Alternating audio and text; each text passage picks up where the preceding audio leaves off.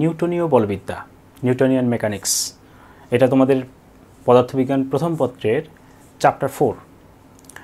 এই চ্যাপ্টারের থেকে অ্যাকচুয়ালি সব পাবলিক পরীক্ষাগুলোতে মানে সব বোর্ডের সিকিউ এবং এমসিকিউতে প্রচুর প্রশ্ন আসে এবং এটা খুবই ইম্পর্টেন্ট তোমাদের অ্যাডমিশনের জন্য। এখান থেকে প্রশ্ন একদম থাকবেই।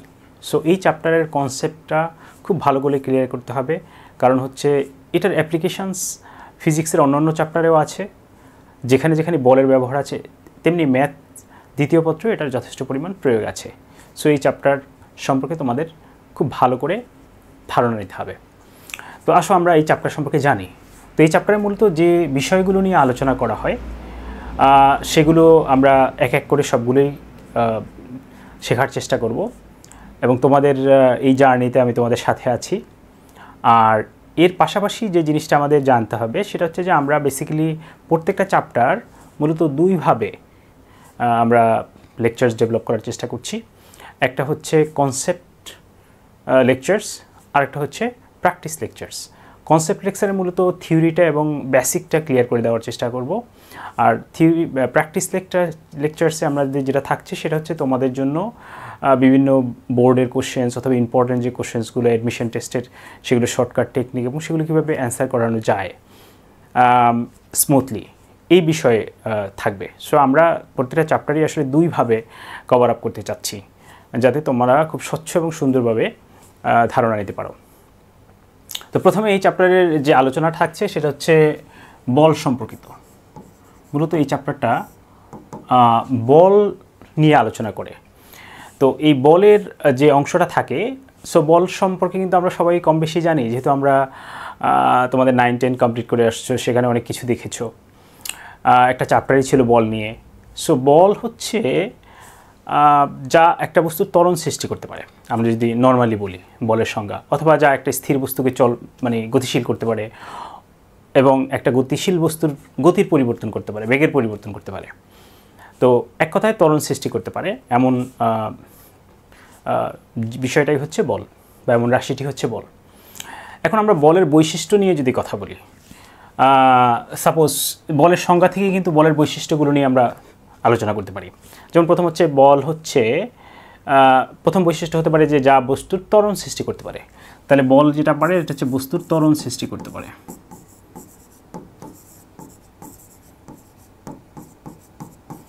বস্তুর ত্বরণ সৃষ্টি করে। তো এটা হচ্ছে বলের একটা বৈশিষ্ট্য, যেটা সংজ্ঞা থেকে আসে। সেকেন্ড যে বৈশিষ্ট্য আমরা বলতে পারি সেটা হচ্ছে যে এই বল একটা নির্দিষ্ট দিকে কাজ করে। যেমন আমাদের ওজন যদি একটা বল হয়, সেটা কোন দিকে কাজ করছে? নিচের দিকে। তো তার মানে হচ্ছে যে বল একটা নির্দিষ্ট দিকে কাজ করে। যে কোনো বল আমরা অ্যাপ্লাই করি সেটা একটা নির্দিষ্ট দিকে কাজ করবে। তাহলে নির্দিষ্ট দিকে কাজ করে।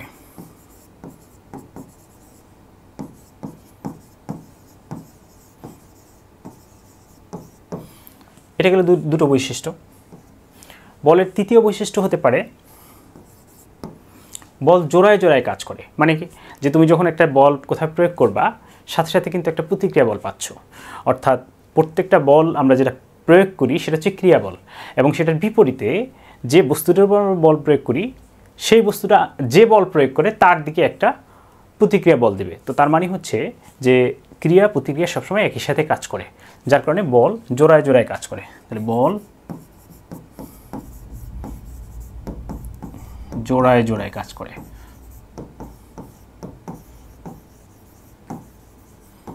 এটা একটা বৈশিষ্ট্য। আসলে এগুলো অবজেক্টিভের জন্য খুব ইম্পর্টেন্ট। সো তোমাদের মাথায় রাখতে হবে যে আমরা অবজেক্টিভের জন্য কী কী ইনফরমেশন কালেক্ট করতে পারি। তো আরেকটা জিনিস বলতে পারি, সেটা হচ্ছে যে বল একটা বস্তুর বিকৃত করতে পারে, মানে একটা বস্তুকে যে কোনো বস্তুর বিকৃতি ঘটাতে পারে।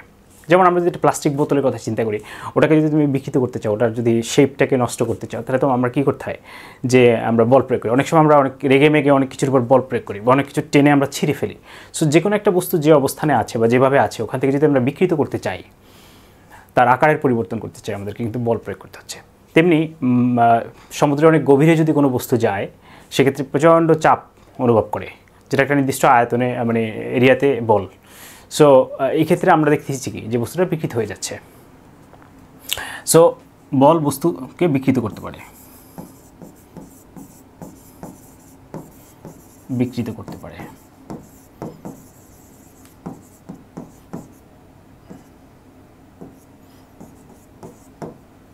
এতটুকুই, জাস্ট এটা তোমাদের অনেকেই হয়তো জানা আছে, জাস্ট সিম্পলি একটু আলোচনা করলাম। তো দেখো, এই বলের সংজ্ঞা এবং বলের কিছু বৈশিষ্ট্য আমরা জানলাম। এবার আমরা আসলে বলের কিছু প্রকার আছে, যেটাকে আমরা বলি মৌলিক বল বা ফান্ডামেন্টাল ফোর্স, অর্থাৎ বলটাকে আমরা আসলে যে ফর্মে পাচ্ছি। সো সেক্ষেত্রে আমরা কি কি পাচ্ছি এখানে আমরা একটু দেখি। প্রথমে আমরা যেটা পাচ্ছি সেটা হচ্ছে 4 প্রকারের মৌলিক বল পাওয়া যাচ্ছে: মহাকর্ষ বল, তড়িৎচুম্বক বল, সবল নিউক্লিয় বল এবং দুর্বল নিউক্লিয় বল।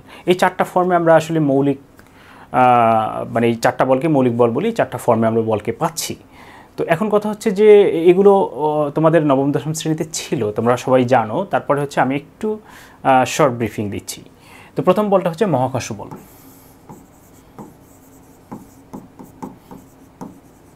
দেখো, মহাকর্ষ বলটা বেসিক্যালি ডেভেলপ করে ভরের উপরে বেস করে, অর্থাৎ এই মহাবিশ্বের যত বস্তু আছে যাদের ভর আছে তারা একে অপরকে আকর্ষণ করে। অর্থাৎ একটা বস্তু যদি এখানে থাকে আর একটা বস্তু যদি এখানে থাকে, আমাদের একটা চ্যাপ্টারই আছে মহাকর্ষ, ওই চ্যাপ্টারে এই সম্পর্কে বিশদ আলোচনা হবে। তো আমরা অ্যাকচুয়ালি দুটো বস্তু যদি দেখি, এখানে একটা বস্তুর ভর হচ্ছে m1 আর একটা বস্তুর ভর যদি m2 হয়, তাহলে এই বস্তু দুটো একে অপরকে আকর্ষণ করে এবং এদের ভিতরে একটা দূরত্ব যদি দিয়ে দেওয়া হয়, তাহলে এদের ভিতরে আকর্ষণ বল হচ্ছে g m1 m2, মানে ভর দুটোর গুণফল, আর হচ্ছে এদের দূরত্বের বর্গের ব্যস্তানুপাতিক, যেহেতু এটা নিউটনের একটা সূত্রই আছে। সো এইটাই হচ্ছে এই দুটো মহাবিশ্বের এই যে কোনো দুটো বস্তুর মধ্যেকার আকর্ষণ বল। এখন আরেকটা জিনিস আছে যে এই মহাবিশ্বের যে কোনো দুটো বস্তু বা বস্তু কণাও হতে পারে, যেমন একদম টাইনি পার্টিকেল যেটা একদম খুব ছোট, সেই দুটো যেগুলোর ভর একদমই নেগলিজিবল, তাদের মধ্যে আসলে এই আকর্ষণ বলটা খুবই কম। কারণ যেহেতু এই আকর্ষণ বলটা ভরের উপর বেস করে হয়, সেহেতু একদম কণা প্রকৃতির যে বস্তুগুলো আছে, অবজেক্ট আছে, তাদের মধ্যে এই বলটা খুব একটা কাজ করে না। যেমন আমরা যদি দুটো একদম অ্যাটমিক লেভেলের কথা চিন্তা করি বা একদম আমরা ইলেকট্রন প্রোটনের কথা চিন্তা করি, ওই লেভেলে যে বল আকর্ষণ বলটা কাজ করে সেটাকে কিন্তু তাদের ভিতরে মহাকর্ষ বল আছে, বাট সেটা একদমই নেগলিজিবল। কিন্তু রাদার তার ভিতরে যে এক্সট্রা বলটা পাওয়া যায় সেটা হচ্ছে তড়িৎ বল, যেটাকে আমরা তড়িৎচুম্বক বল বলতে পারি, সেটা দুটো চার্জের মধ্যে কাজ করে। তো যাই হোক, এইটা ছিল মহাকর্ষ বল। এখন আমরা যদি একটু পরবর্তী বলটা দেখি, যেটা হচ্ছে ওই কণার ভিতরে কাজ করে, সেটা হচ্ছে 2 নম্বর হচ্ছে তড়িৎচুম্বক বল।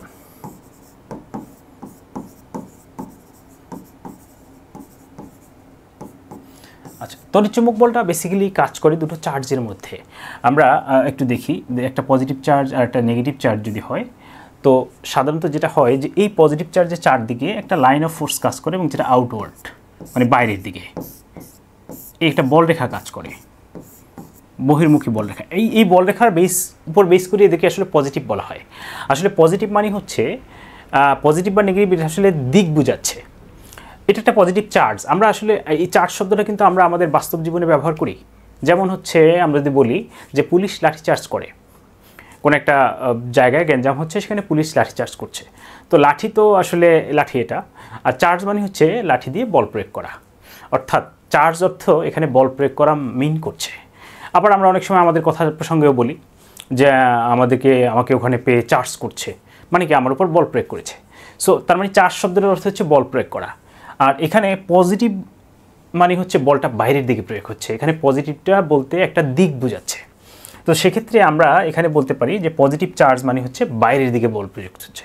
একইভাবে নেগেটিভ চার্জ মানে হচ্ছে চার্জ তো বল প্রয়োগ করা, আর নেগেটিভ মানে হচ্ছে ইনওয়ার্ড মানে ভিতরের দিকে, অর্থাৎ এটার ডাইরেকশনের, এটা যে দিকে কাজ করে এটা ঠিক তার বিপরীত দিকে। তাহলে আমরা যদি একটু দেখি, এটার বল অফ মানে লাইন অফ ফোর্সগুলো মানে বল রেখাগুলো হবে ভিতরমুখী। এখন দেখো, আমরা যদি এই দুটোর দিকে তাকাই, তাহলে আমরা একটু ভালো করে তাকালে দেখব যে এই লাইন অফ ফোর্সটা বলটা আর এই লাইন অফ ফোর্সটা দুটো কিন্তু একই রেখায় কাজ করছে, একই দিকে কাজ করছে, এবং এই একই দিকে কাজ করার কারণে এদের লব্ধি যেটা সেটা একটা আকর্ষণ বলে রূপান্তর হচ্ছে। ঠিক একইভাবে আমরা যদি এখানের কথা চিন্তা করি, দুটো পজিটিভ চার্জ এখানে থাকতো এবং তাদের বল রেখাগুলো যদি এমন হতো যে এটার বল রেখা কিন্তু এদিকে কাজ করছে এবং এটার বল রেখা এদিকে কাজ করছে, সেক্ষেত্রে এই দুটো বল রেখা কিন্তু বিপরীত দিকে কাজ করছে, এবং এই বিপরীত দিকে কাজ করার কারণে হচ্ছে তারা দুই দিকে সরে যাচ্ছে, অর্থাৎ তাদের ভিতরে একটা বিকর্ষণ বল তৈরি হচ্ছে। তো এই যে দুটো চার্জের মধ্যেকার আকর্ষণ বল, এটাকে আসলে তড়িৎ বল বা ইলেকট্রোস্ট্যাটিক ফোর্স বলা হয়। আবার আরেকটা বল আছে যেটাকে চৌম্বক বল বলা হয়। যদি আমরা চিন্তা করি একটা চৌম্বকের কথা চিন্তা করি, তো একটা চৌম্বকের নর্থ পোল আছে আর একটা আছে সাউথ পোল আছে। তো এই নর্থ পোল থেকে সাউথ পোলের দিকে সবসময় একটা লাইন অফ ফোর্স কাজ করে, এইভাবে একটা নির্দিষ্ট এরিয়া পর্যন্ত এটা কাজ করে। তো এইটাকেই কিন্তু বলা হয় চৌম্বক বল, মানে চৌম্বক বল রেখা।